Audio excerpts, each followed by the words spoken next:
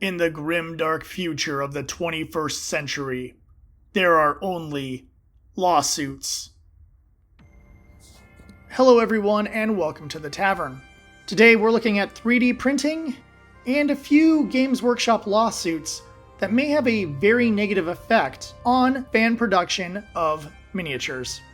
For those who haven't heard, EmanG, a popular 3D print artist best known for creating 3D print models for Warhammer, has been sued by Games Workshop. This is a strange case in the fact that it's really just focused on a single person, instead of going after a larger group like they've done in the past. What this really tells us is that we are at an important moment in the history of 3D printing, because depending on how things go, Games Workshop might be able to crush just about anyone who creates something that even remotely looks like a Games Workshop character.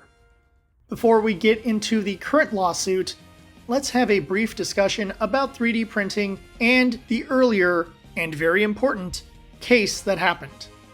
3D printing has been part of the tabletop world essentially since 3D printers became available for the mass market.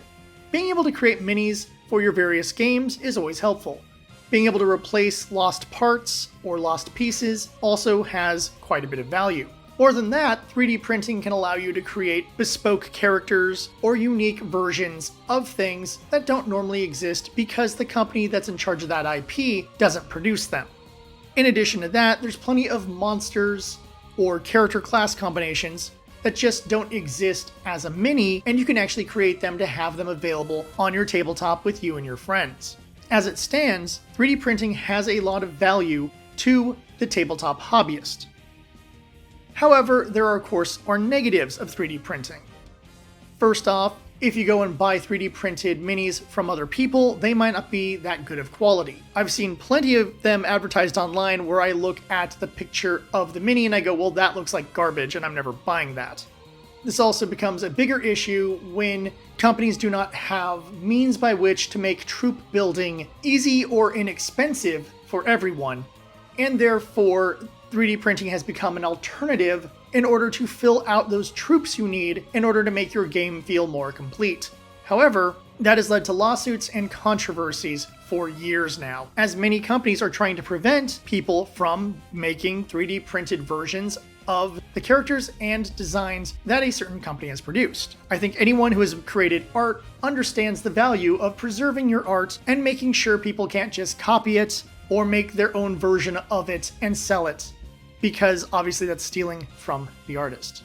Now, there is some legal gray zone here, primarily because a warrior with a broadsword and long hair might look like Conan, but it might just look like a warrior with a broadsword and long hair.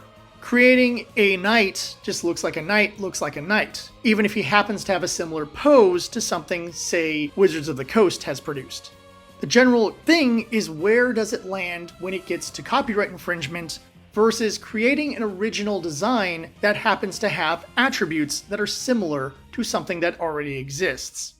Because of this legal gray area, we can have lawsuits. And one of the big ones that really changed things for Games Workshop a good almost 10 years ago now is their lawsuit against Chapter House Studios LLC. I'm going to kind of really summarize this, but it is an interesting case. Chapter House Studios was producing minis and modification kits for GW products. They did not license this. They basically just saw that there were no female Eldar, so they made female Eldar. There were no female Imperial Guard, so they made female Imperial Guards. They found that majority of the Tyranids had not really had models made, so they made models of the Tyranids. Things like that. Well, GW felt that this was infringing on their copyright, even though they had not produced any of these characters, but they did have stats or information about them existing within their various codexes. Codices? Codexes. Codex. Yeah, just within the various codex. What the courts found was that Games Workshop cannot claim copyright on anything they do not make, nor do they have art of. However, Chapter House did not get out of this lawsuit unscathed. They had multiple minor infringements by referencing aspects of the Warhammer IP. Oftentimes this was in names and descriptions. so they ended up taking a loss as well. This led to Chapter House eventually closing down. From what I can find, it doesn't sound like Chapter House was that many employees. It sounded like it was really more like 2 guys in a garage. Whether that's true or whether they were a bit bigger, I can't seem to find clear numbers on. But the point is, that entire company had to die just because of the strain this lawsuit put on them. Games Workshop, on the other hand, ended up doing a lot of things that were anti-customer. First off, they changed how their codex books were handled by removing anything they did not have a model of. Thus, a lot of factions got a lot weaker because they didn't have certain units anymore. This also meant that anyone who had gotten a chapter house or other bespoke made model for those types of characters, vehicles, and weapons were no longer valid to be used on the board, even amongst friend groups, because unless you're playing an older edition of the game, you will not have up-to-date current stats for those units. More than that, Games Workshop started changing a lot of the names of the organizations and various subgroups of their universe in order to trademark all of them. This is that era where we got those weird Games Workshop lawsuits about the name Space Marine. What this did is cause a huge rift in the Warhammer community, as people were very upset at Games Workshop making such drastic changes and attacking a company that was not taking money from them, if anything, was pushing their IP through creating characters and vehicles and weapons that people wanted. As some people have pointed out, it would have been most beneficial if Games Workshop had made a partnership with Chapter House, turning these various other models into legitimate models for their game and sharing the profits. Instead, they destroyed a very small company and upset a lot of their audience. Over the years, they recovered. They started making a lot more money, and they had a renewed interest in Warhammer due to the popularity of various Warhammer-oriented video games that drew people into the tabletop world. However, as always, Games Workshop has continued to do things that are anti-customer. They've definitely done a lot of things that have pissed off their fan base over and over and over again. So much so, it was interesting seeing defenses from years ago about Games Workshop that nowadays I don't know if those people would agree with what they had posted all those years ago, just because of how Games Workshop has gotten worse and worse over the years. This brings me to the current lawsuit against EmanG. And yes, I will be using his online name just because I think more people know him under that name. The lawsuits date back to 2023 when Games Workshop started having their communication with him.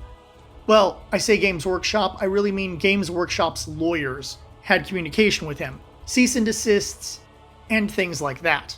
Now they did this because EmanG took the designs from Total Warhammer and converted them into 3D printing files for free on Cult 3D. Then on his Patreon had modified versions where he was able to support the bodies better, generally providing them with a base and structural supports to ensure that these units wouldn't fall apart or fall over when set on the tabletop. In addition to that, he also ran an Etsy store where he would sell his printed, finalized versions of them for those who don't have the ability to 3D print at home, which, let's face facts, is many of us. As things have gotten more intense behind the scenes, and we do have very little information as to what is actually happening behind the scenes, we only have what we can work with and what EmanG has made known publicly. We do know that he ended up shutting down his Patreon and has removed all his models from any online space. He has also said that he has tried for months to negotiate with Games Workshop, but they will not work with him through anything. They really just want to crush him, and that sounds about right for Games Workshop, because why negotiate with someone who's popular when you can just smash them and move on with life? Sadly, I don't think EmanG is going to win this. Now, to be clear, this isn't a standard lawsuit. They're not going in front of a judge. At least that's how I understand things. They are essentially making arguments to a department within the Copyright Office that will make a judgment as to who is right and who is wrong. However, it has become more and more clear that Games Workshop isn't interested in restitution. They are interested in cracking down on people making 3D printable versions of stuff they don't release. Now, what hurts EmanG's case is that these are designs in a game. Thus, it is not quite as cut and dried as Chapter House, creating designs based off descriptions in a book that don't have a pre-existing artistic rendition. These things are legitimately artistic renditions, which makes this a lot more complicated and likely will make the copyright board side with Games Workshop. Now, this could be appealed and brought into the court system, but that's going to be a lot of money that I don't think EmanG can afford, and Games Workshop has shown they're willing to throw money away just to get the results they want. So right now, everything lies in the hands of the Copyright Claims Board, which, let's face facts, are going to support a mega corporation over the little guy because that's how government works. So what does this mean for 3D printing? Well, I've seen a lot of people on Reddit and other places essentially say, go and download your STL files as soon as possible because there's a huge chance a lot of these things will be disappearing very, very soon. Also, if Games Workshop succeeds here, they will go after other people. More than that, this will inspire other companies to go after people who are making minis that are a little too reminiscent of Dungeons & Dragons art, or of course, Battletech minis for the multitude of battle mechs that do not have designs, because Catalyst is really lazy with making new designs. Unless they're joke designs, they'll take the time to do that, but they won't actually take the time to make new good designs. Thanks, Catalyst.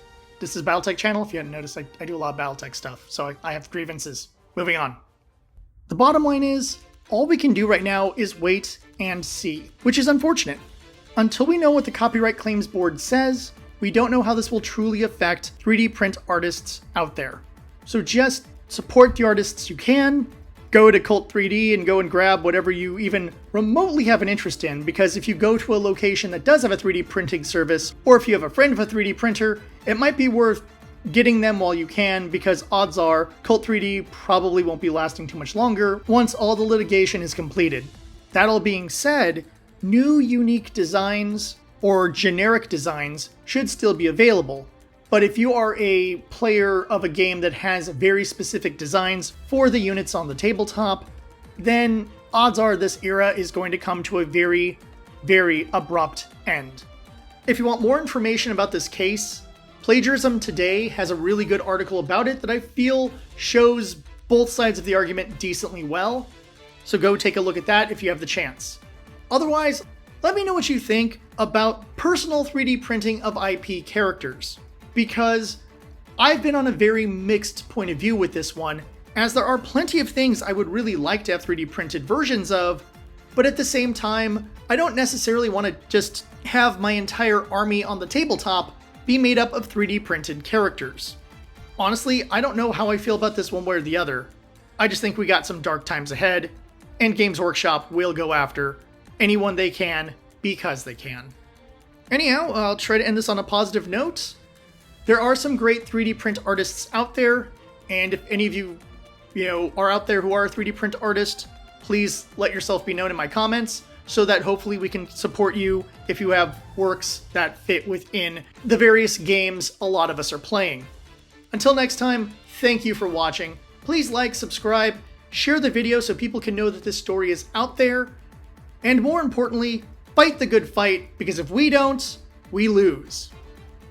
Until next time, I'll see you at the tavern.